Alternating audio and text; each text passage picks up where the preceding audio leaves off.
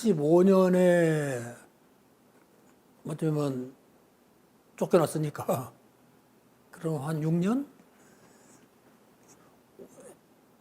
만으로는 한 6년 정도 됐겠고 뭐 우리네 셈법으로 뭐 한 7년 했나? 그쯤 했을 거예요.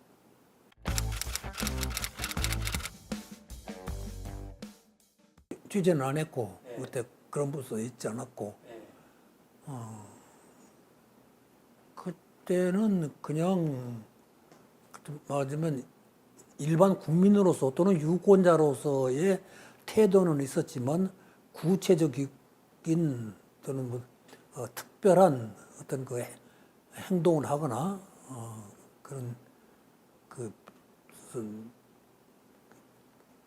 운동을 하거나 뭐 그런 일은 없었어요. 그때 국민들의 관심이 대단히 강했던 선거 아니었어요? 그리고 김대중 후보라는 정치인이 대중적으로 또는 대통령 후보로서는 굉장히 이렇게 떠오르던 그런 시점이었고 국민들의 관심도 많았고 또 무엇보다도 민주주의 회복에 대한 국민들의 열기가 바닥에 깔려 있었기 때문에 굉장히 이렇게 관심은 높았고 특히 김대중 후보의 그 정열적인 그 다이나믹한 그런 선거운동과 그 가슴에 와닿는 그 시국관, 정치관 이런 것들이 굉장히 인상적이었었어요. 그래서 그쪽으로 김대중 후보 쪽으로 관심이 많이 흘렀고 지지도도 높았던 그런 선거였죠. 그때만 해도 부정선거라는 것이 워낙 뿌리가 깊었고 또 거기에 대한 체념이라고 그럴까? 어차피 또 부정선거가 일어날 것이다. 그런 불안이 마음 밑바닥에 깔려 있으면서도 혹시나 하는 워낙 국민들이 열기가 뜨겁고 지지가 높았으니까 그런 그 기대감이 전혀 없지도 않았었어요. 그러나 결과는 역시나였죠.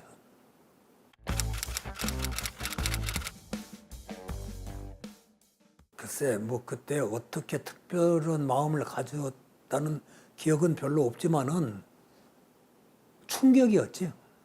그리고 정치적 암살이라고 하는 것을 해방 후사에 있어서 많이 겪었지만은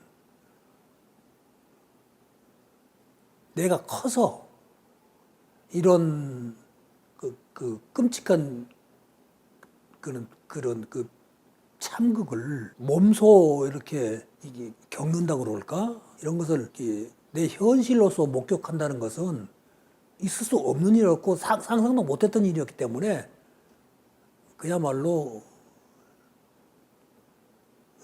경악이었죠. 그리고 우리가 이 정도인가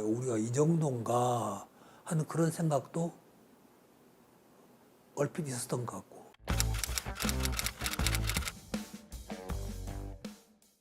그러니까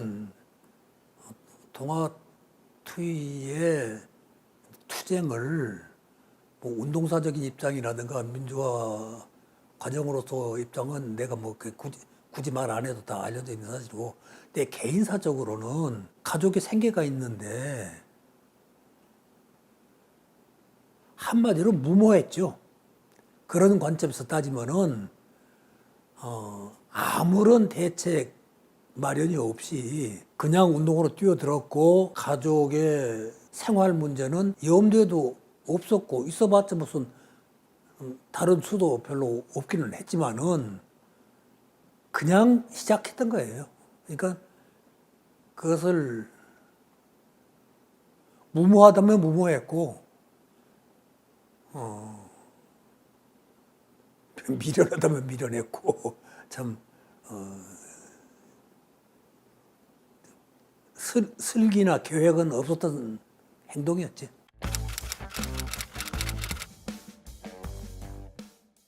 이부영 씨, 성유보 씨, 그때 우리들 사이에선 제일 막내였지만 정현주 씨, 전 KBS 사장, 김종철 씨, 뭐 꽤 많은 분들이 계셨죠. 장윤환 씨, 선배로서 그런 분들이 계셨죠. 그때 우리 인구가 그때가 132명이던가 그분들이 전부 동아투입 멤버였어요. 그러니까 그건 언론계로서는 일종의 학살이었지. 한국 언론사에 있어서는 큰 비극이었고, 또 그렇게 젊은 기자들이 뛰어나와서 모든 것을 팽개치고 싸웠다고 하는 것은 그 싸움의 관점에서 보면은 한국 언론사의 빛나는 업적이라고 할까? 업적이라면 좀 이상하지? 빛나는 행동의 하나였다고 생각해요.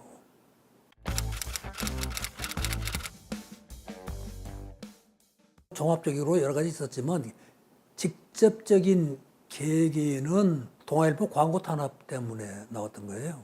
동아일보가 그때가 유신 정부 시절이지. 유신 정부에 협조적이지 않고 비판적인 기사가 많이 나가니까 언론 운영의 젖줄이라고 할 수 있는 광고를 탄압을 해서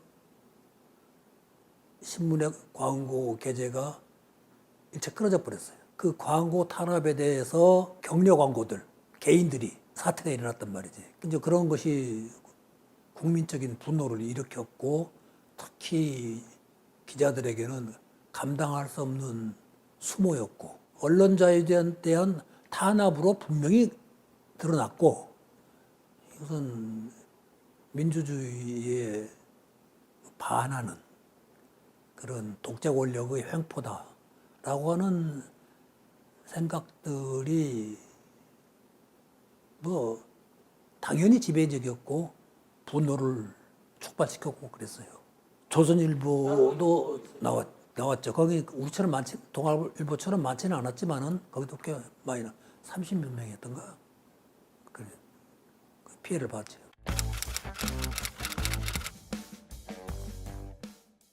여러 가지 측면에서 말할 수 있지 않겠어요? 가족의 문제, 생계의 문제, 또 나의 삶에 대한 문제, 또 좀 더 크게는 한국의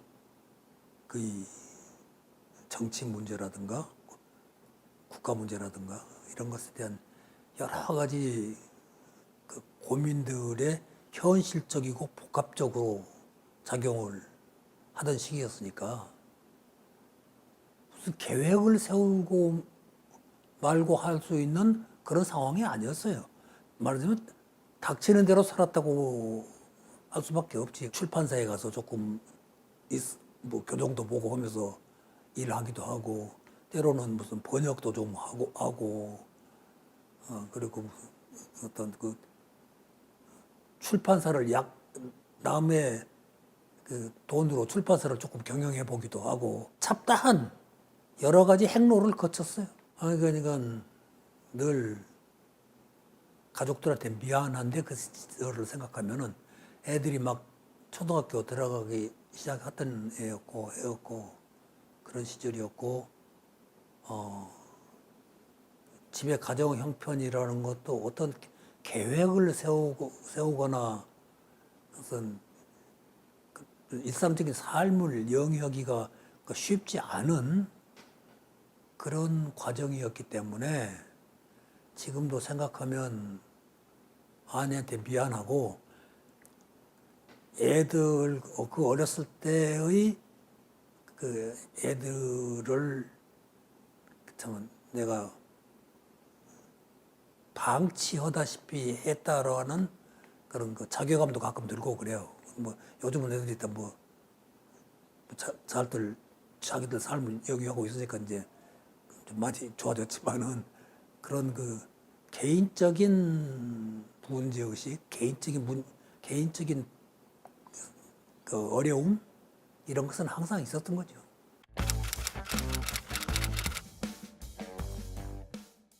그때는 뭐 그때도 정치권에 우리 들어가지는 않고 있었기 때문에 밖에서 열심히 그래도 이렇게 정권 교체를 위해서 말하자면 야당 쪽을 응원하고 했죠. 그러나 그때도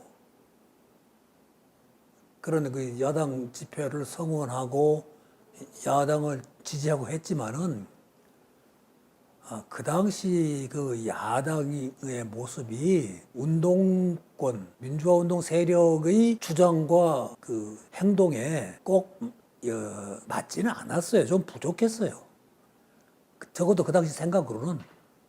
그렇기 때문에 거기에 직접적으로 뛰어들거나 무슨 선거에 참여하거나 그러지는 않았고 그냥 외곽에서 어쨌든 이런 그 말하자면 내란 세력인데 그것들을 축출하기 위해서는 정권 교체가 돼야 한다라는 생각으로 지원은 했지만은 그 당시 제도권 정당에 대한 신임은 그렇게 깊지가 않았어. 그리고 운동권의 어떤 방향과 가치관하고도 별로 맞지가 않았기 때문에 지원은 하되 우리가 이렇게 개입은 별로 하지 않았댔어요.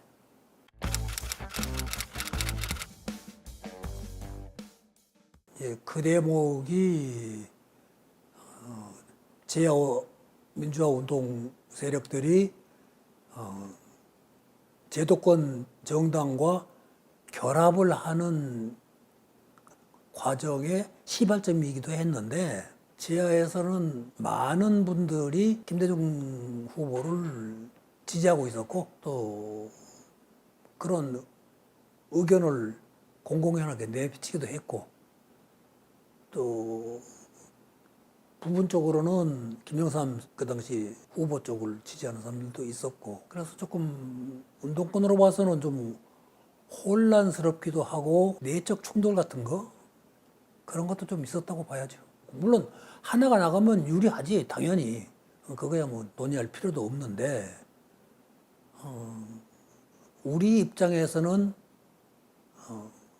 내 입장에서는 그리고 내 주변의 많은 사람들은 김대중 후보 쪽을 지지를 하는 그런 흐름이었어요. 양 후보가 분열되는 것에 대해서는 상당히 불안해하고 불평도 좀 있었고 그러면서도 단일화는 했으면 좋겠는데 단일화가 안 된다 하더라도 김대중 그 후보가 됐으면 좋겠다 그런 흐름은 좀 있었죠.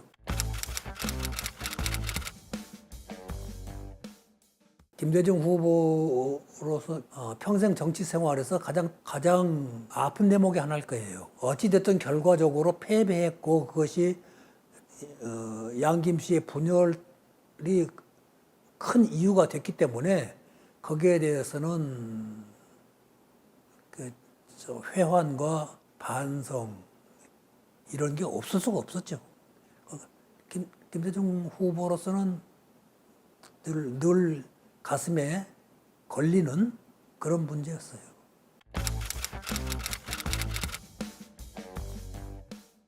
그러니까 13대 이제 국회의원 선거를 앞두고 있었는데 그 앞에 김대중 대통령이 대선에서 패배하지 않았어요. 그리고 그 패배 책임론이 김대중 후보 쪽에 더 무겁게 압력이 가해지던 시기였기도 했고 그 당시 김대중 그 총재 입장에서는 어찌 보면 정치적 갈림길에 있었다고 할 수 있었죠. 분위기가. 그 당시 평민당 사정도 그렇고 내부 사정도 역시 그런 게 있었고 그런데 제야 세력들 민주화 세력들 내부에서는 김대중 대통령이 정치인으로서 이 민주화에는 가장 적극적이고 가장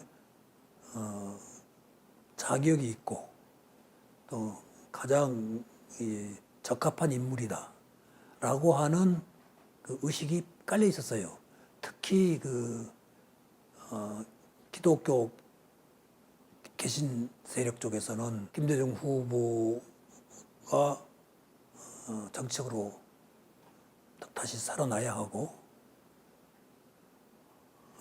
그러기 위해서는 그 당시 평민당이 매우 침체된 상황이었는데 평민당도 다시 살려내야 한다. 그런 논의가 있었어요. 그러나 그와 함께 운동권에서도 앞으로 정치적인 행보를 어떻게 가야 하며 어떤 정치 세력이 등장해야 하는가, 이런 것에 대한 논의도 상당히 분분했어요. 그 내부적으로는 무슨 상당히 갈래가 있었어요. 그러다가 나는 그때 이제 민통련이라는 데가 있었는데, 민주통일연합회라는 데, 민통련에 있었고, 많은 운동권 인사들이 그 안에 이제 포함되어 있었단 말이에요. 그래서 다음 총선을 앞두고 민주당이 지금 가라앉는 보트인데, 이 민주당을 살려내지 않으면, 다시 말하면 김대중을 살려내지 않으면 앞으로 한국 민주화와 한국 민주주의가 더욱 어려워질 수 있고 하나의 기둥을 잃는다. 이런 생각들이 많았어요. 김대중 그 당시 총재는 정치적인 뜻이 우리 제야 세력과 비슷하다. 그 정치적 의지와 철학이. 그래서 이걸 반드시 살려내야 한다. 그러기 위해서는 평민당을 강화시켜줘야 한다. 왜냐하면 그때 곧 13대 국회의원 선거를 앞두고 있었거든요. 그래서 살려내야 한다. 그런 입장들에서 제도권 정당으로의 가입이라고 그럴까?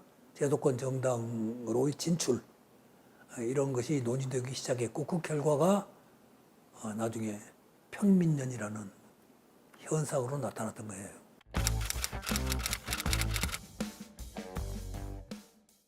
문동환 박사, 박영숙 그 여사, 그리고 우리 그룹에서는 나와 이해찬, 나중에 장영달 의원, 이길재 의원도 있었고 상당히 많은 분이 계셨는데, 박성무 의원도 그때 박성무원이 들어왔던가? 자세히 모르겠네. 그러고서 여러분이 그렇게 그때 거기에 98명인가가 행동을 같이 했었어요. 근데 이제 그 전에 제야 내부에서 특히 이제 민통련을 중심으로 한 제야 세력들 간에 치열한 논쟁이 벌어졌는데, 그리고 결과 나중에는 세파가 생겼던 거 아니에요? 평민당으로 입당한 그룹, 김영삼 전 대통령을 지지했던 그룹, 그리고 백교환 씨를 그룹했던 그룹.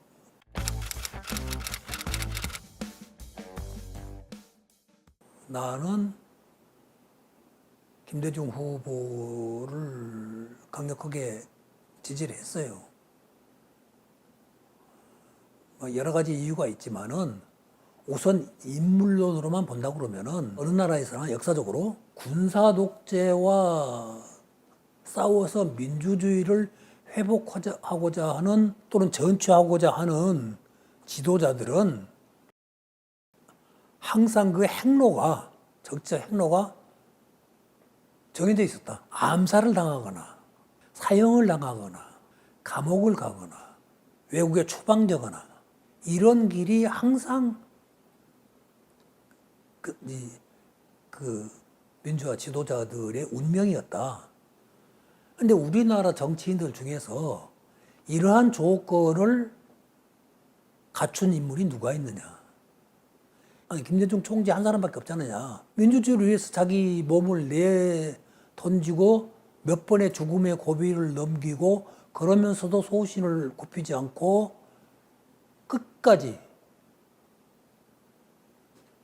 싸운 인물. 그런 지도자는 정치인으로서는 김대중밖에 없다. 그러니 그를 지지해야 한다. 이것이 나의 지론이었고 또 많은 사람들이 공감을 했어요.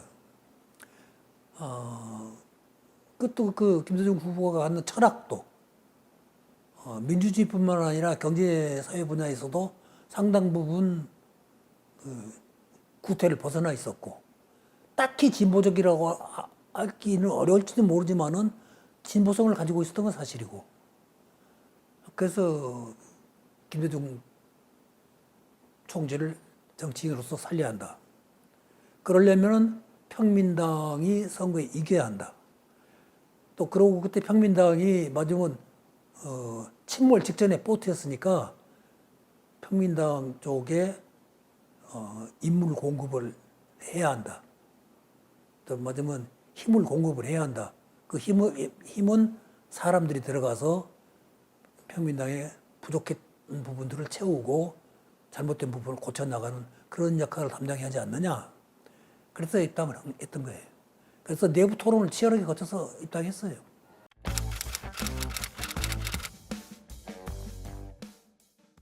그것은 뭐 여러 가지 민심에 영향했지만 제야 세력이 결합한 것이 큰 원인 중에 하나였을 거예요. 또 그렇게도 평가를 했고 이른바 황색 깃발이 이제 좀 휩쓸었다고 그럴까? 그런 느낌이었고 김대중 그 당시 총재가 침몰 직전에 정치적인 침몰 직전에 화려하게 재기하게 되는 그런 과정이기도 했죠. 거기에 평민연이 상당한 역할을 했다고 나는 믿어요.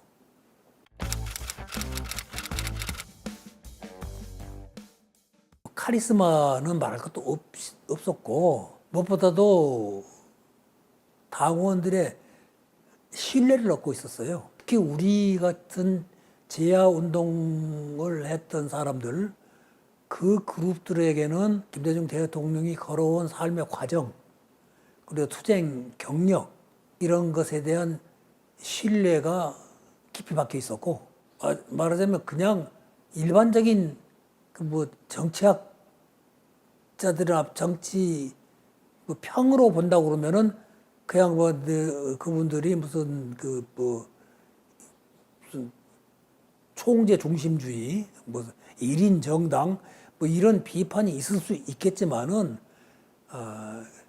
그 당시로서는 그렇게 하지 않으면 당을 유지할 수가 없었고 야당에 대한 탄압이 얼마나 극심했으며 김대중 대통령에 대한 음해와 모략은 뭐 말할 수가 없었잖아요.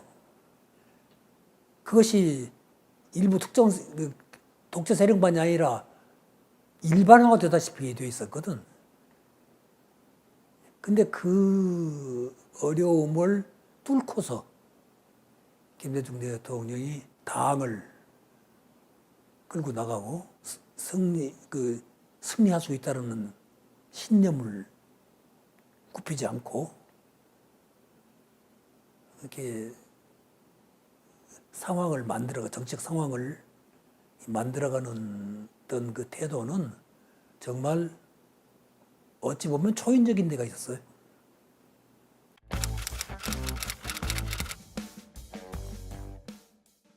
그래도 힘든 것에는 이골이 난 사람이니까 그런 대로 이렇게 견뎌냈고 또 당직을 맡았었기 때문에 또 그 일도 열심히 하고 어찌 보면 제야운동 시절에 힘들었던 것보다 뭐 엇비슷하거나 오히려 좀 나았죠. 이렇게 한 개인적인 생활에서는. 그래서 그냥 의뢰이 내 일이려니 하고 그냥 그렇게 견뎌내고 살았어요.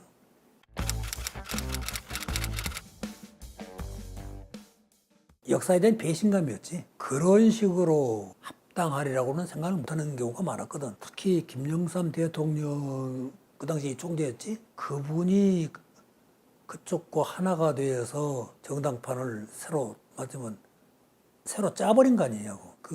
우리 맞아 제야적 시각에서 보면은 김영삼 대통령을 변절이라고도 볼 수 있고 그런 그 반역사 세력에 투항했다까지 비판할 수 있는 그런 참 상상할 수 없는 상황이었기 때문에 많이 놀랐었죠. 분노도 컸고. 그렇다고 해서 그런 그 3당 합당이 우리들의 의지를 꺾거나 앞날에 대한 그 희망을 포기하거나 그러지는 않았었다고 생각해요. 하도 우리가 참담한 경험들을 많이 하고 살았기 때문에 그래서 그런지 그걸 보면서도 무슨 절망하지는 않았어요.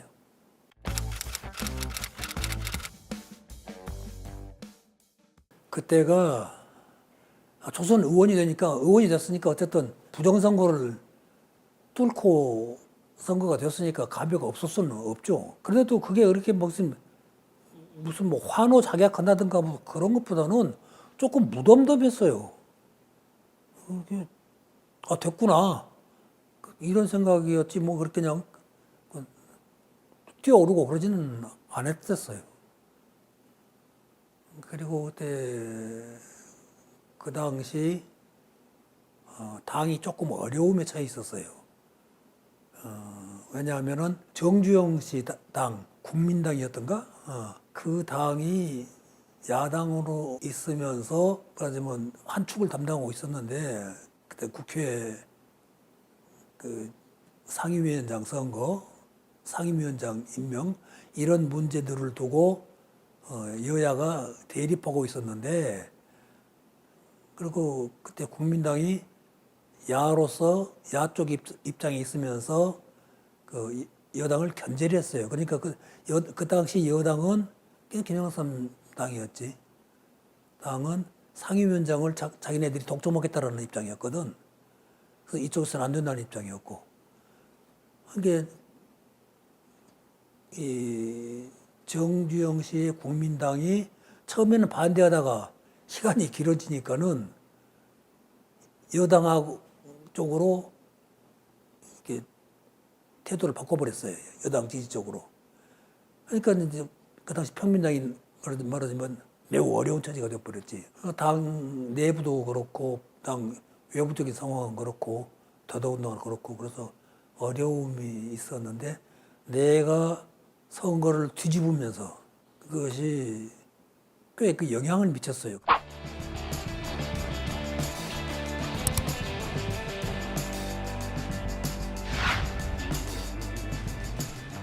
그런 상황에 대해서. 그래갖고 국민당의 그 정주영 대표가 국회 등원을 하려고 했던 방침을 다시 철회하려고 그랬어요. 그래서 이렇게 분위기가 좀 더 나아지고 그런 등 나로서는 꽤 의미 있는 당선이었어요. 당선 효과라고 그럴까? 뭐 내 개인 생각이긴 하지만은.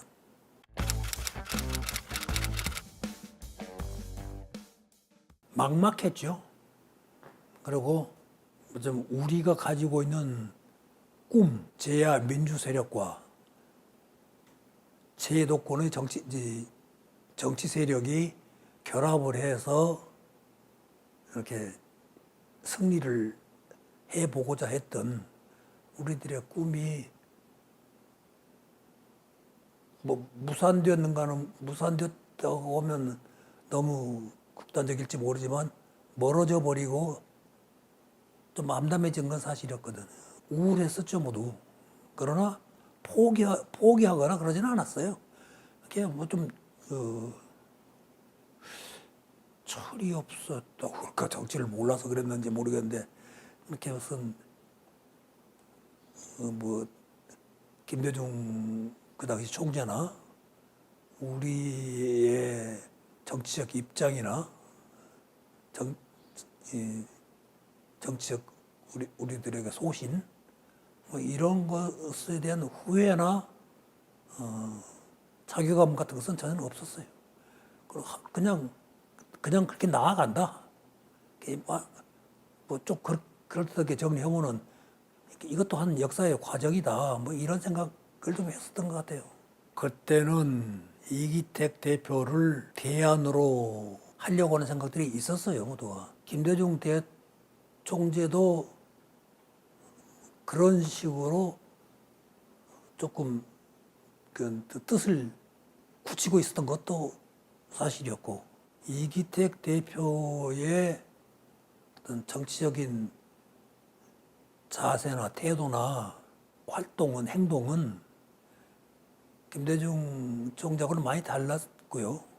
그래서 이렇게 김대중 대통령에 가졌던 우리의 관심, 우리의 기대, 신뢰 이런 것과는 성격이 좀 달랐던 것이 있고, 여전히 김대중 대통령 총재에 대한 막연한 믿음 같은 것도 있었고, 그것이 그냥 그때 우리가 새로운 세력과 결합이라고 그럴까?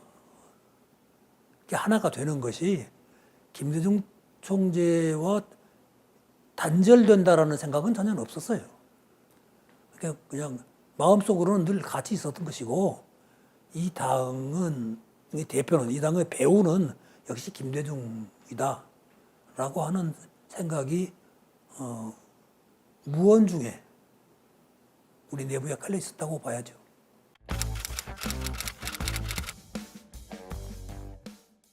같이 갔었어요.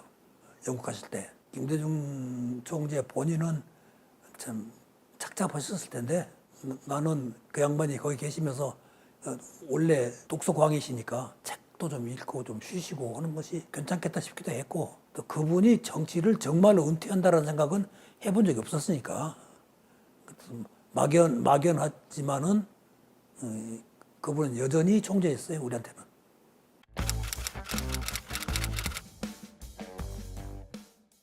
어쨌든 그 김대중 총재의 통일론은 상당히 신선했고, 또 현실적인 가능성도 있었고, 또 미국을 비롯한 각국에서도 유럽 같은 데서도 지지가 많았고, 그렇기 때문에 우리로서는 통일 문제라고 그러면 당연히 DJ이지, 다른 세력들의 통일론 같은 것은 믿지도 않았고, 믿을 수 있는 것도 아니었고, 믿는다 안 믿는다 보다도 통일론 자체로서 인정할 수가 없었다고 봐야겠죠. 그런 상황이었기 때문에 김 대통령의 통일론에 대해서는 거의 무조건 지지를 하고 있었죠.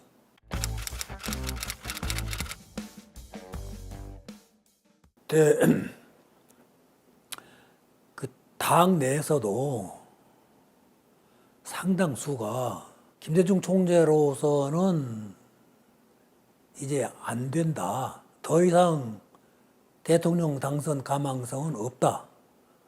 그런 생각이 꽤 있었고, 또 그것이 기존의 그 올드 멤버들 사이에서만 그런 게 아니라 새로이 정치권에 들어온 재야 출신 젊은 사람들, 그 당시로서는 그런 사람들 속에서도 지난 대선 패배의 김대중 총재 책임론 같은 것을 내세우면서 당을 새로이 바꿔야 한다. DJ 중심으로만 가는 당은 안 된다. 이런 여론들이 좀 있었어요. 그리고 그것이 당 내에서도 적지 않은 그런 혼돈을 불러왔던 것도 사실이고, 김대중 총재도 이 문제를 어떻게 해결해 나가야 할 것이냐, 또는 어찌 해야 할 것이냐 가지고 상당한 고민을 했었죠. 그러면서도 신당 창당 쪽으로 뜻을 강하게 가졌어요. 그 밑에 깔려 있는 여러 가지 이유들이 있었는데 그것을 뭐 내가 다 말하기는 어렵고, 어쨌든 김대중 총재를 흔드는 그런 세력과 분위기가 있었단 말이에요. 나는 김대중 중심의 신당 창당을 해야 한다라는 입장을 분명히 했어요.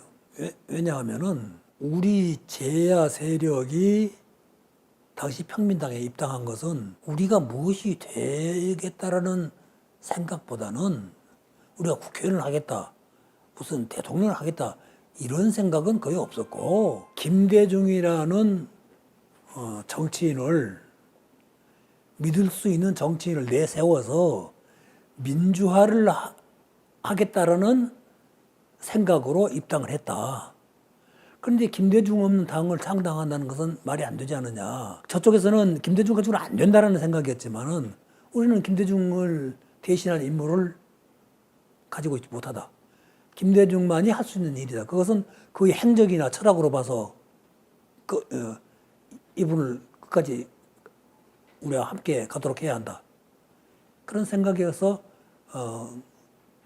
다시 말하면은 우리의 입당은 정치 권력을 획득하겠다는 의미가 있지만은 민주화를 이루겠다는 그 기본 이념이 있었기 때문에 김대중 총재를 배제하는 정당은 우리로서는 받아들일 수 없다. 그리고 그것은 민주화를 요구하고 민주화를 중심으로 하는 우리들의 입장에서는 옳지 않다. 그래서 끝까지 주장을 했어요. 김대중을 중심으로 하는 정당.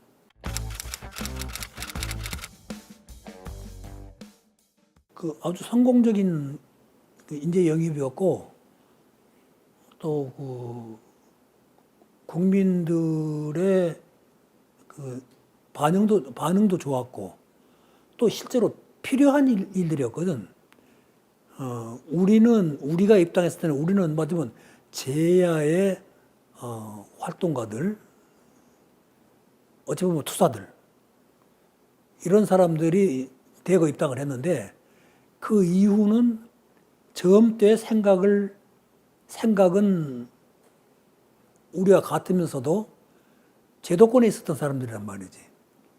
그러면 전문 인력들인데, 그 사람들이 또다시 이제 제2의 파도로서 이제 대거 입당한 거 아니에요? 많이 입당한 거 아니에요? 그러면서 당이 보다 더 전문화되고, 보다 더 외연이 확대되는 그런 효과를 가져왔고, 그것은 국민들에게도 상당히 긍정적인 반응을 받았어요.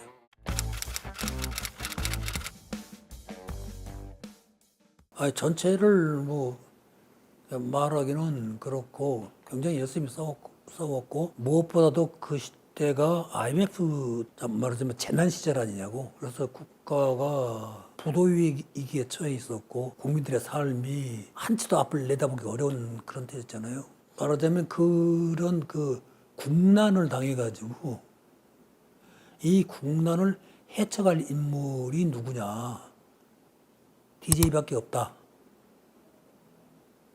이런 생각을 많은 국민들이 가지게 됐어요. 말하자면 그동안 DJ에 대한 여러 가지 억측과 모략과 거부감, 이런 것들이 국난이라는 위기 앞에서 해소되거나 아니면 물밑으로 가라앉거나 그런 상황이었고, 우리는 또 이런 상황에서 DJ를 당선시켜서 이런 난제를 극복해 나가자. 참 열심히도 뛰었고, 또 국민 반응도 좋았고, 그래서 굉장히 열심히 했고, 나는 이제 주로 홍보 쪽 이런 쪽에서 이제 여론 담당을 좀 하고, 그렇게 해서 필사적으로들 모두 운동들하고 달려갔었어요. 결과도 한국사를 바꾸는, 한국 정치사의 대전환을 이루는 그런 쾌거를 이루겠죠.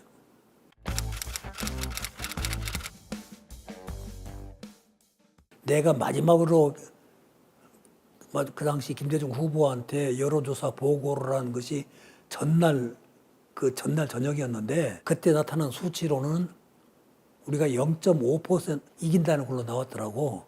그 전까지 그렇게 꼭 이긴다라는 그 수치가 별로 없었는데 마지막 여론조사에서 0.3%인가 그 수치는 확실치가 않아요, 내가 지금. 그래서 그걸 들고 한밤에 주무시고 있는 그 양반을 깨서 그 보고를 했어요. 그러고는 그분은 그저 덤덤하게 들으시더라고. 속으로는 승리를 예감하셨던 게 아닌가 싶은 생각이 들었는데, 그러나 결과는 좀 아슬아슬하게 당선이 되었던 것이지. 그 당선됐을 때의 그 당선 그 가능성에 대한 결과 보고를 했고, 그 다음에 당선됐을 때의 느낌이라는 것은 무슨 뛸 듯이 기쁘다 이런 것이 아니라 좀 이게 현실감이 별로 없는 거야. 좀 멍하니 있으면서 우리가 이겼다라고 하는 생각이 펄펄 뛰듯이 이렇게 나는 게 아니더라고. 그러고는 침착하게 상황을 이렇게 보고 있었는데 겉으로 침착하지 속으로 침착했겠어요? 속으로는 마음감이 교차했지. 이제 됐구나. 그런 생각이었지. 그분은 어떤 경우에도 별로 이렇게 흥분하거나 초조해하거나 하신 법은 없어요.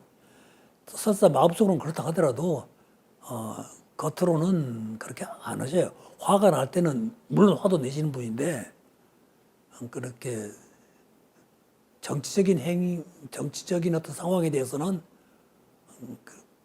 그렇게 무슨 이렇게 심한 반응을 안 하시고 항상 조금은 담담하시고 다른 말로 하면 상당히 침착하게 대응을 하시던 분이어서 당선된 그 순간은 내가 보지를 못했지만은 아마 그랬을 거예요.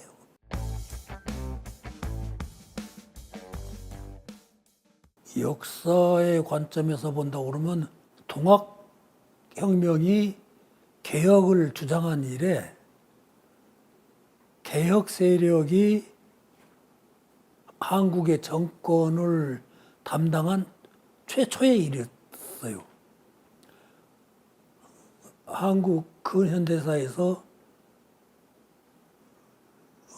민중이 중심이 된, 말하자면 선거를 통해서든 선거를 통해서가 그 주요 요인이 되겠지만은 그런 정권을 장악한 적이 한 번도 없어요.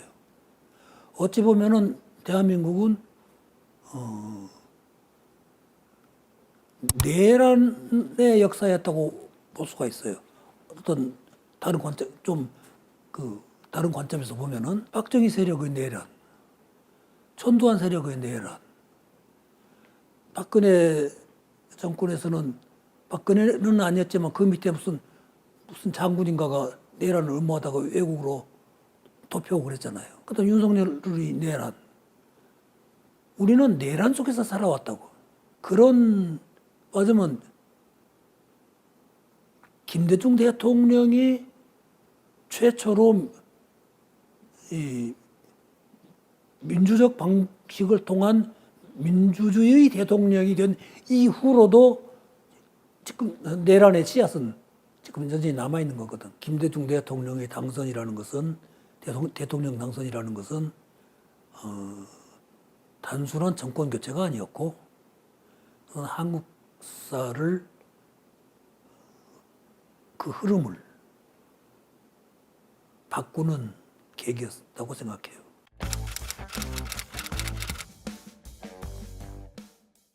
가장 큰 공은 IMF의 조기 졸업이지 말하자면 그 IMF를 그런 사태를 이렇게 빨리 해결한 나라가 없었대요 그동안에.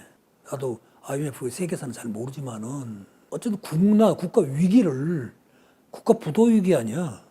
그걸 그 몇 년 내에 해결했다는 것은 대단한 역량이었고, 그 외에 남북 관계, 특히 평양 방문 같은 것은 눈물 나는 일이었지, 우리로서는. 그 남북 관계가 해결이 되든 안 되든 간에 남쪽의 대통령이 북쪽의 위원장이었던가 를 만나서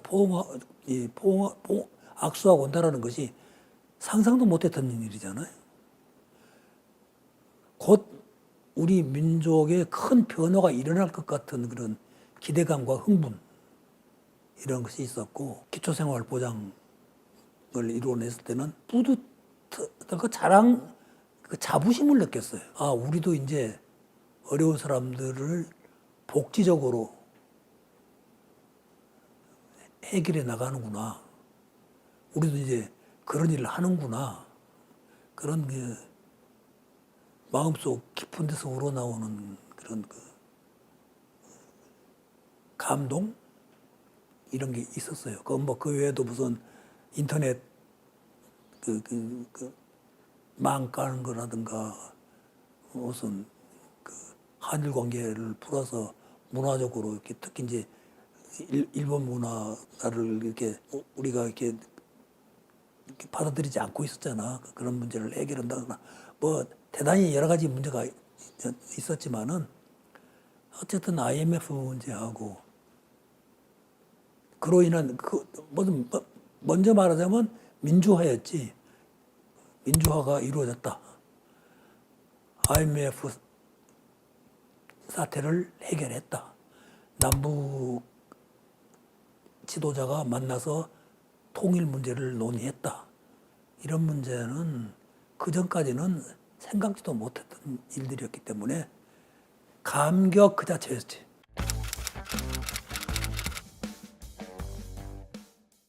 정부에는 안 들어갔어요.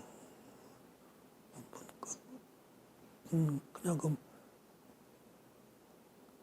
정부에는 들어간 것이 없고 무슨 위원회 같은 데서는 조금씩 활동했지만은 그런 정부 활동은 안 했어요. 내가 생각해도 이상한데 나는 정부에 무슨 입각하겠다거나 무슨 장관을 하겠다라고 하는 생각은 추호도 없었어요. 뭐 어떤 사람들은 이상하다고 그러는데 실제로 나는 그런 생각은 없었어요. 내가 또 그런 행정 능력이 없었던 모양이지 뭐.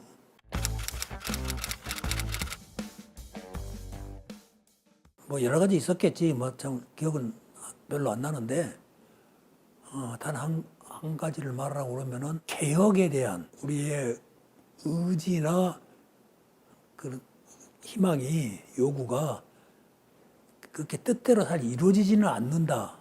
이런 생각은 좀 했었어요. 우리 국내 뭐 정치 상황이라 할까? 사회상을 깊이 이해 못한 측면도 있었으리라고 보는데 어쨌든 우리는 좀 발빠르고 적극적인 개혁 이런 것을 생각을 하고 김대중 정부는 개혁을 위한 정권이다. 개혁 정권이다. 이런 생각이 은근히 밑에 깔려 있었는데 그런 점에서는 그렇게 뭐 욕심껏이라고 그럴까? 바라는 대로 잘 되지 않는구나. 이런 생각을 했던 적이 있었어요.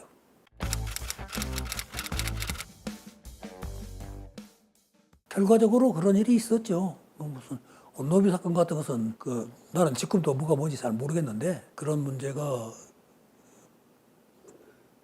그런 부풀린 일들이 꽤 있었고 뭐 집안일도 좀 우리를 좀 우울하게 했던 건 사실이고 또 그것은 또 어떤 면에서 보면은 김대중 정권에 대한 수구 기득권 세력들의 말하자면 저항 이런 것이 이게 드러난 거란 말이죠. 수구 보수 세력들의 상당히 이제 그런 데 대해서 경계를 하면서 이 전반적으로 김대중 정권의 그런 소신 있는 그런 국정을 지원하자. 그런 결의도 꽤 깊었어요.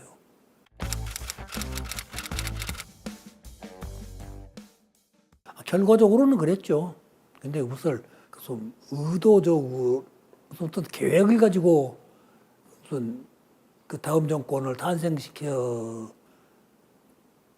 하는 주장은 뭐 주장으로는 있을 수 있는 일이지만은 그게 무슨 실증적으로 말하기는 어렵고, 그래도 그 노무현 정권이 탄생해서 계속 그 개혁 정권을 계속 이어가게 한 그 결과는 상당히 높이 평가해야 할 상황이었다고 봅니다. 대중 대통령의 국정 수행 과정, 이러한 그 업적이 우리 맞으면 민주화 세력들 또는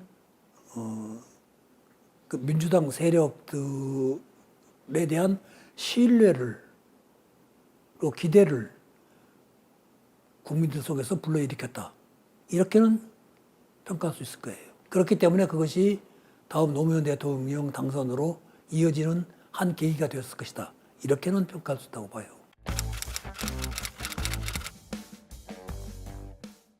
김대중 정권이 맞으면 민주정권으로서의 효시였다고 그런다면은 반드시 그 역사는 이어가야 한다. 그리고 한 번으로 끝나가지고는 발전이나 개혁이 결코 이루어지지 않는다. 그래서 연속적인 집권이 반드시 필요하다고 생각하고 있었죠. 나는 처음부터 노무현 지지하고 있었어요. 그 지지 이유야 뭐 여러 가지가 있으니까 뭐 이렇게 그냥 단순하게 말하기는 어렵지만은 적어도 민주주의에 대한 확고한 신념, 그리고 눌린 자들 또는 없는 자들, 없는 사람들에 대한 애정, 그리고 이러한 모순을, 사회적 모순을 고쳐 나가야 한다는 신념, 의지, 이런 것은 내가 꽤 높이 평가를 했어요. 그리고 그런 것은 어떤 면에서는 김대중 총리보다 더 앞서가고 있었고 입장이 확실했고, 그래서 난 처음부터 노무현 대통령을 지지하고 있었어요.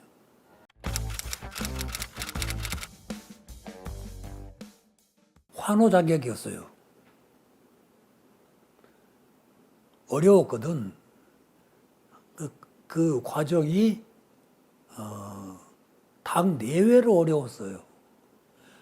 아니, 오히려 당 내가 더 어려웠다고 할까? 당 내부에 노무현 후보가 저는 안 된다라고 하는 반대파들이 좀 있었고, 또 심지어는 현대그룹 정몽주 후보를 지원해야 한다는 그런 사람들도 조금 있었고, 그래가지고 그걸 통합시키기가 좀 어려웠어요. 더군다나 그때 민주당은 전통적으로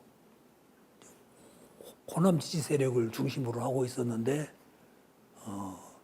노무현이라고 하는 영남 인사로서 그것도 개혁 성향이 아주 강한 그런 인물이 후보가 된다고 하는 것은 우리 기존 당원들 입장에서는 좀 낯선 것이었고, 기존 당원뿐만 아니라 기존 세력으로서는 좀 낯선 것이었고, 그렇기 때문에 깊이 융합되지 못하는 그런 현상도 좀 있었어요.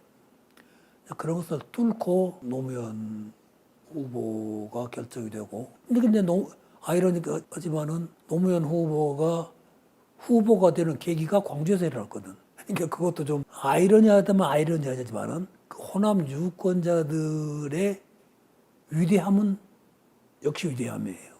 그동안에 무슨 지역 차별이니 또는 뭐 정책 탄압이니 이런 모든 것을 겪었으면서도 민주주의라고 하는 또는 개혁이라고 하는 어떤 변화를 위해서는 지역 가리지 않고 노무현 후보를 적극적으로 지원을 해가지고 역사를 끌고 가게 했다라고 하는 것은 대단한 판단이었고 지금도 평가해야 해요.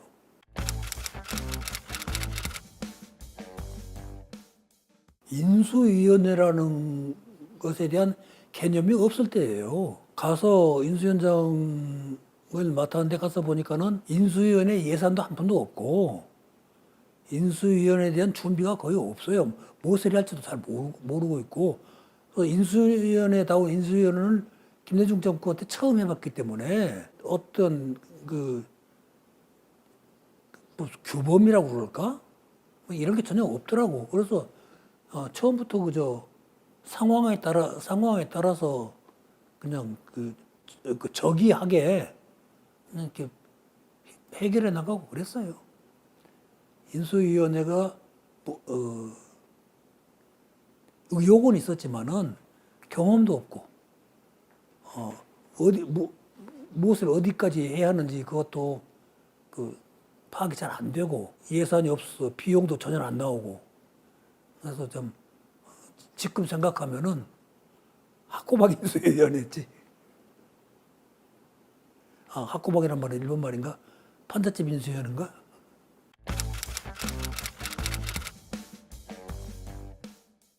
아주 솔직한 사람이잖아요. 솔직한 성격이잖아요. 어떤 의견이 있으면은 직설적으로 표현을 하는 분이고.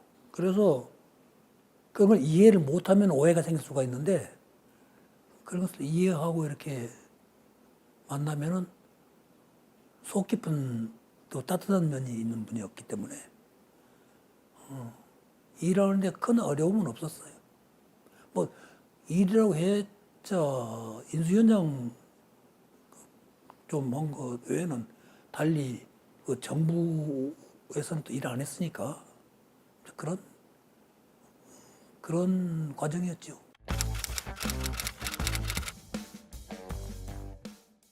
여러 가지가 있지만은 그 중에 가장 큰 것이 내 생각에는 지방 분권 사업이라고 그럴까? 지방으로 주요 기관들 전부 이전한 그 정책은 나는 탁월했다고 생각을 해요. 그렇게 말은 하기 쉬워도 무슨 지역 분산 같은 것을 말은 하기는 쉬워도 엄청난 반대가 있는 건데 결국 기득권들이 있는 사람들이 그 주변에 모여 있는 건데 그런 그 정책을 두고 그래서 이렇게 지방 이전을 과감하게 서둘러서 지금 광주도 나주 한전 이전으로 이렇게 큰 변화를 가져왔는데 이런 사업은 생각하기는 쉬울지 모르지만 그 실천한다는 건 매우 어려운 일이에요. 그런 것을 과감하게 해냈고 뭐 그 외에도 많은 업적을 가지고 있고 또 북한을 가서 또 김정일을 만나고 그런 일련의 과정은 민주정권을 계승 발전시키겠다고 하는 그 의지나 결과가 뛰어났다고 나는 생각을 합니다.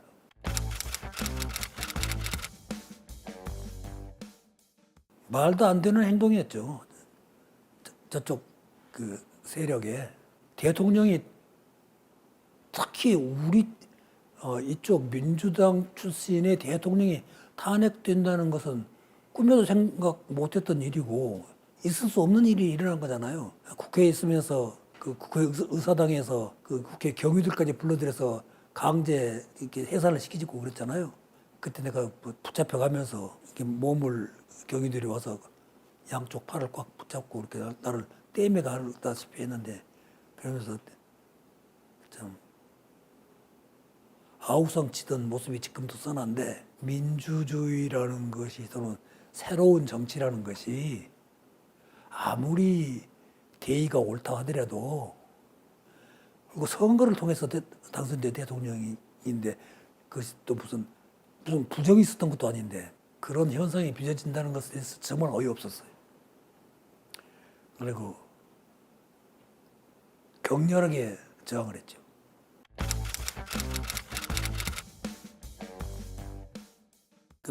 일일이 다 열거할 수는 없고 지금도 가끔 기억나는 것은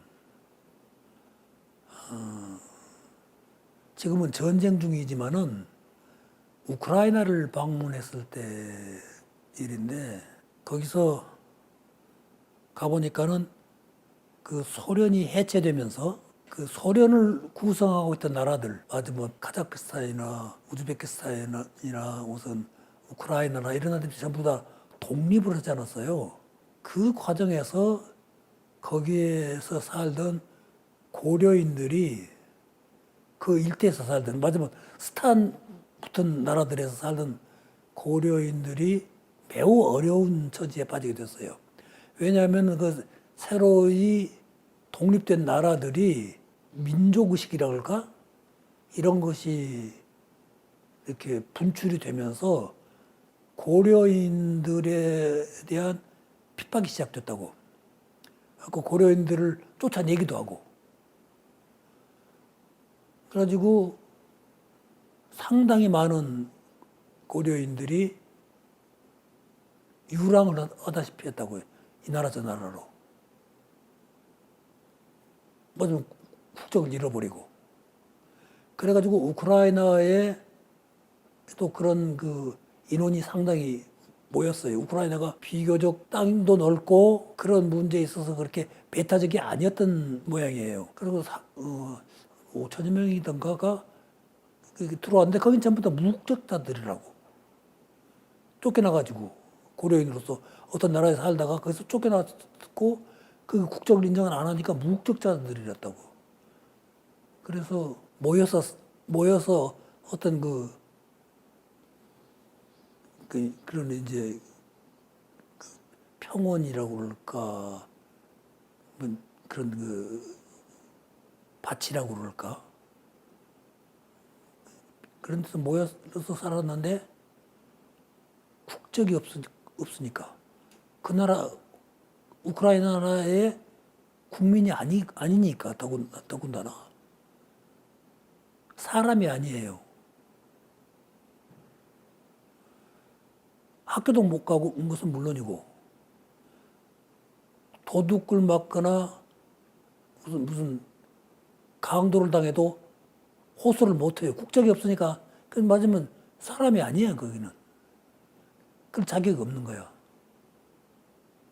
아파도 병원에도 제대로 못 가요. 그런 속에서 맞으면 거의 버려진 그냥 사람으로서 살고 있더라고. 근데 어떻게 해결할 방법도 못 찾고 있는 거예요. 그래서 내가 우크라이나 대통령을 만나가지고 이 문제 좀 해결하자. 어떻게 이렇게 사람도 아닌 사람으로서 아무런 인권 자체가 보장이 안 되는데 이걸 좀 해결해 달라. 그거하고 얘기를 해가지고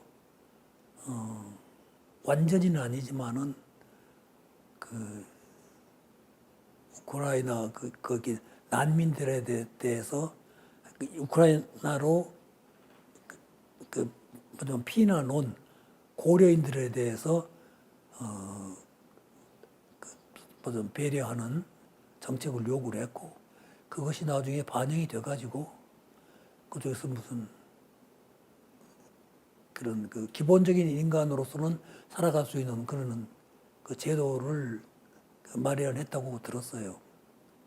그래서 그런 뜻을 보면서 보람을 느꼈죠.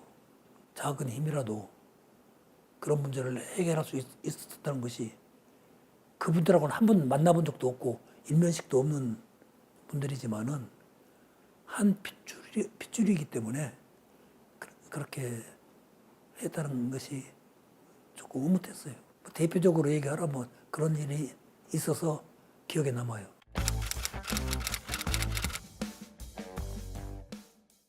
노무현 대통령의 서거는 충격 그 자체였고 애도 이전에 상황을 그렇게 전직 대통령을 죽음으로 몰고 간 이 사회의 구악 세력들, 독재 세력의 잔재들, 그들에 대한 분노가 참 컸어요. 어떻게든지 이 나라를 민주화시키고 개혁하려고 그러면은 우리가 두 번, 세 번 대통령에 연속해서 이기지 않으면 안 된다. 그런 그 깨달음도 강해졌고, 그리고 그 노무현 대통령을 우리 당은 물론이고 그 의미를 우리 국민의 자산으로 삼아야 하겠다라는 그런 생각도 있었죠. 고통스럽기도 하고 정말 황망했지.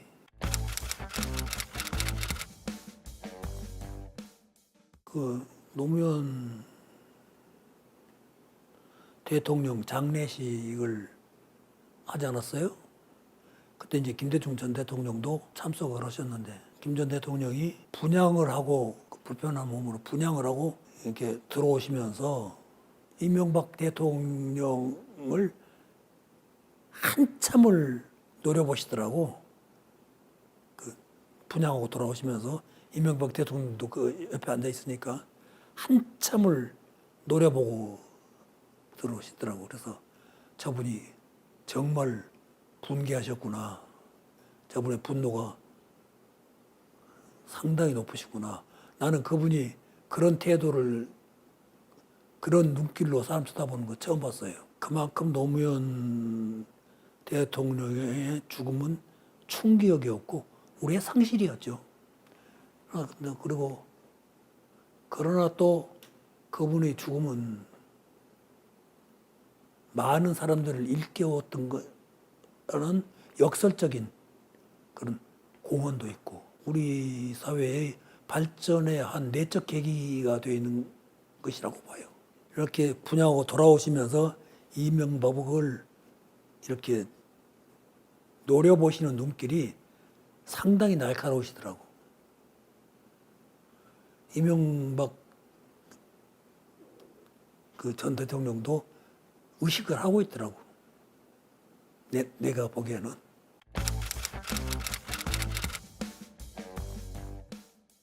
그분은 무슨 안타깝고 슬픈 일이고 하는 것은 뭐 인간적인 느낌으로서는 말할 것도 없고, 다만 오랫동안 건강이 좋지 않으셨고 불편하셨기 때문에 또 연세도 꽤 높으셨고 그렇기 때문에 또 병원에 입원한 기간도 좀 됐고 그래서 마음속으로는 모두들 준비는 돼 있었지. 그렇지만 한 시대의 거목이, 한 시대의 거인이 역사 현장의 뒤안으로 가시는 길이었으니까 애도 그리고 안타까움 이런 감정들이었다고 봐요.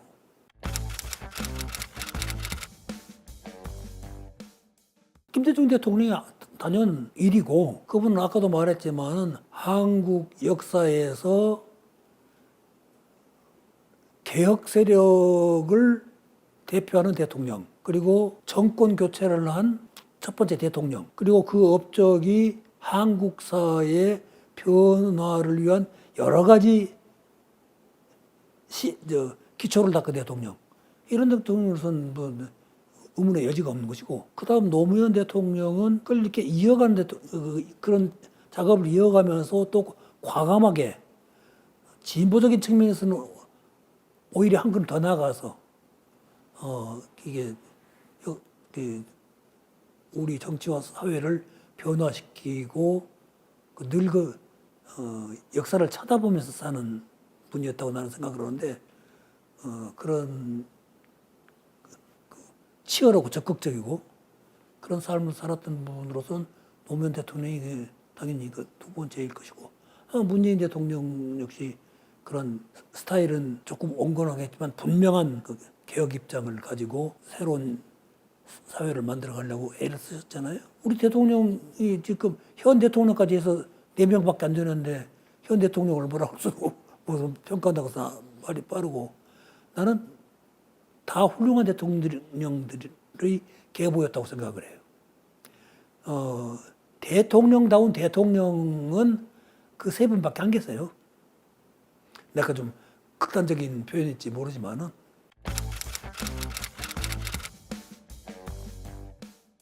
워스트가 너무 많아가지고 그 순서 매겨본 적도 없고 매길 수도 없어요. 거긴 뭐 거기는 워스트 아닌 대통령을 말하라는 것이 차라리 더 편할는지도 모르지. 뽑을 생각 없어요.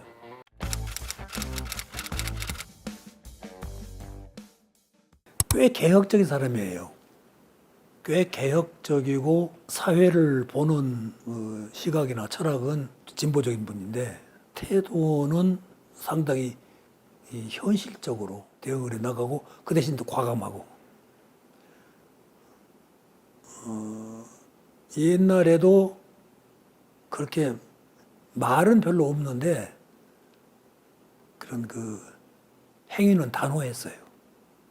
그래서 아주 유능한 보좌관이었지. 나도 지금 우원식 의장이 저 정도로 일할 줄 몰랐어요. 내 평소 생각보다 뛰어넘어요. 나보다도 더 잘해요. 제가 늘 얘기했듯이 국회의장은 중립입니다. 야당의 편도 아니고 여당의 편도 아닙니다. 단 국민의 편입니다. 22대 국회를 구성한 그 국민들의 뜻을 받드는 것이 국회의장이 할 일이고 지금 국민들이 이 표결에 대해서 크게 관심을 갖고 있고 다 지켜보고 있습니다. 연구도 많이 했고 공부도 했고 무엇보다도 실천력이 강하고 부지런해.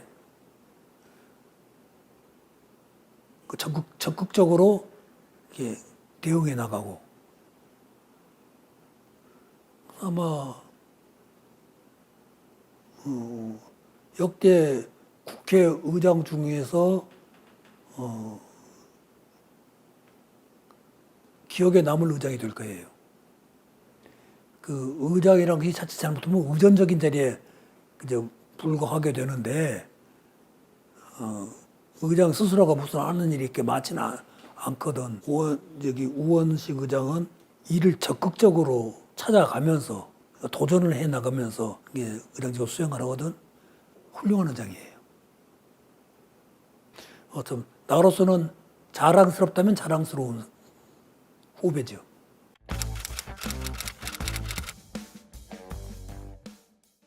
나도 뭐 조사는 안 해봤지만은 처음일 것 같아요. 더더군다나 같은 지역에서 같은 노원 지역 출신이니까. 아니 글쎄 얼마나 무슨 크게 성장할 것이다 뭐 이런 생각을 무슨 했다거나 그런지 모르지만은 사람이 그렇게 작은 사람이 아니었다는 느낌은 늘 있었어요. 생각이 깊고 행동력이 있고 그리고 태도가 분명했어요. 그런 점에서는 어떻게 평가를 뭐 이렇다 저렇다는 안 하지만은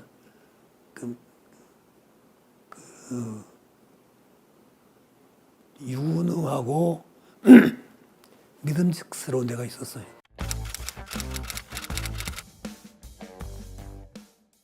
대통령 참 잘 뽑았다는 생각이에요. 이러저러한 그 여러 가지 곡절과 좀 난관이 있었는데 그걸 기어이 뚫고 대통령에까지 이른 그 인간적 측면에서부터 시작을 해서 그분이 한국의 문제를 풀어나가는 태도 또는 그 영민한 그런 자세 이것이 상당히 기대를 갖게 하는 대통령입니다. 지금 이재명 대통령이 갖는 기본적인 자세는 어떤 관점에 얽매여 있지를 않아요. 그러니까 아다시피 민주당은 진보적인 정당입니다. 물론 김대중 대통령도 보수성을 가지기도 했고 또 그런 입장을 나타내기도 하고 그랬지만 이재명 대통령도 그런 입장 비슷하게 얘기를 해요. 그러나 이분이 경제사회정책을 하는 걸 보면은 방법은 수단은 상당히 보수적인 그리고 현실적인 부분을 채택을 해요. 그걸 취해요. 그런 길을. 그래서 저희가 보수 전향을 하는가 하고 이렇게 가만히 쳐다보면은 목표는 또 그게 아니에요. 하는 개혁을 해나가는 것도 이렇게 보면은 수단은 현실적인 방법으로 가지만은 그 목표를 포기하지 않아요. 개혁적 목표는 포기하지 않아요. 이번에도 그 노조 양대 노조를 만나가지고 이렇게 무슨 그 협의체를 다시 만나고 화합하게 한다거나 미국 대미 대일 관계에서 특히 이제 대일 관계에서 우리 사람들이 우리 한국민으로서는 예민할 수밖에 없는데 그것을 현실적으로 대응을 해 나가는 그런데 그것은 김대중 대통령하고 비슷해요. 그러니까 지금 하는 걸 보면은 김대중 대통령의 기본 스탠스를 많이 가져와요. 그러나 대응은 방법은 현실적인 방법으로 접근을 한다고요. 그래서 어떤 한쪽의 스펙트럼만을 가지고 이렇게 봐서는 안 되고 종합적으로 판단할 때 상당히 유능한 대통령이 될 것이다. 또 과감할 것이다. 이런 기대감을 갖게 합니다. 지금 요즘 그 여러 가지 정책들을 많이 펼치고 있잖아요. 이거 뭐죠 그 쿠폰 나눠주기 하는 거 그런 것도 반대가 많거든. 그렇지만 그걸 과감하게 해내거든. 내란 문제 등에 대해서 어떤 사람들은 적당한 선에서 타협하기를 바라는데 그건 그렇게 보지 않고 끝까지 밀고 나가거든 지금. 그런 모습이라든가 이런 건 상당히 개혁적인 데가 있어요. 그리고 지방 이전, 중앙부처 지방 이전도 과감하게 지금 하겠다는 거 아니에요. 그러니까 그동안 우리가 하고 싶으면서도 못했던 것들, 그리고 또는 포기해버렸던 것들, 이런 일들을 상당히 강력하게 추진하더라고요. 그래서 이제 뭐 몇 달 안 됐으니까 종합적 평가는 어렵지만은 현재까지 태도로 봐서는 대통령 잘 뽑았다는 생각이에요. 정치의 방향이나 방법이 사회개혁의 방법이 상당히 유능하게 접근한다. 아니, 채택한 방법이니까 채택을 하는 것이지 채택하고 있다 그런 생각이 들어요.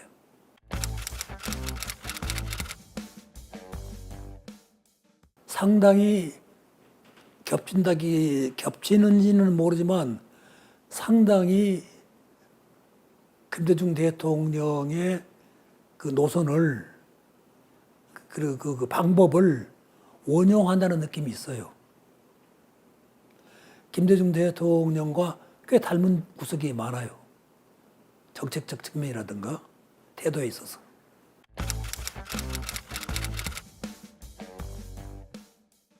뭐 구체적으로 생각을 많이 해보진 않았는데 남북 문제는 우리 의지만 갖고 되는 건 아니기 때문에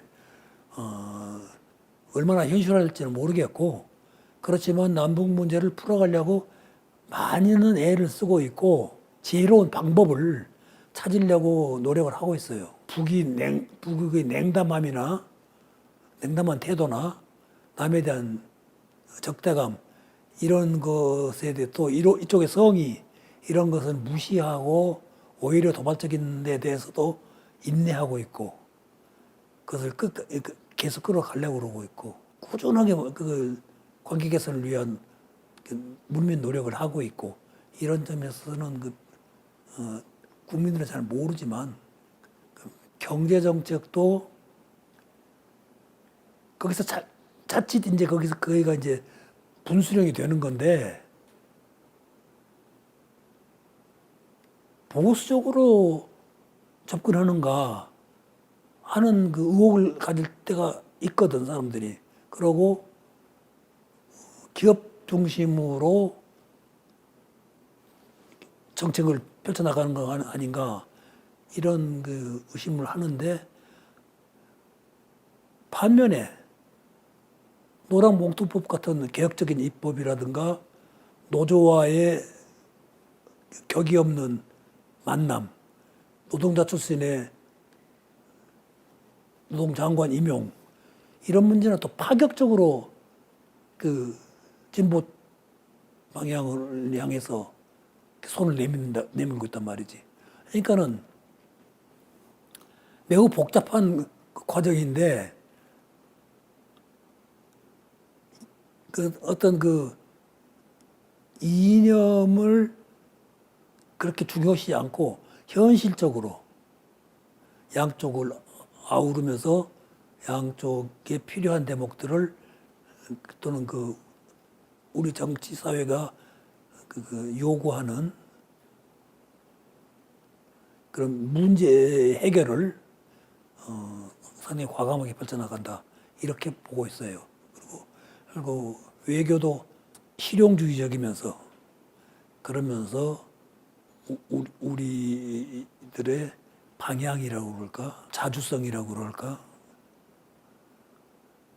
그런 점에서도 이렇게 외면하지 않고 이렇게 나아가려고 하는 노력이 보입니다. 상당히 기대를 많이 하고 있어요. 처음에 생각보다 기대치가 더 커졌어요. 처음에는 조금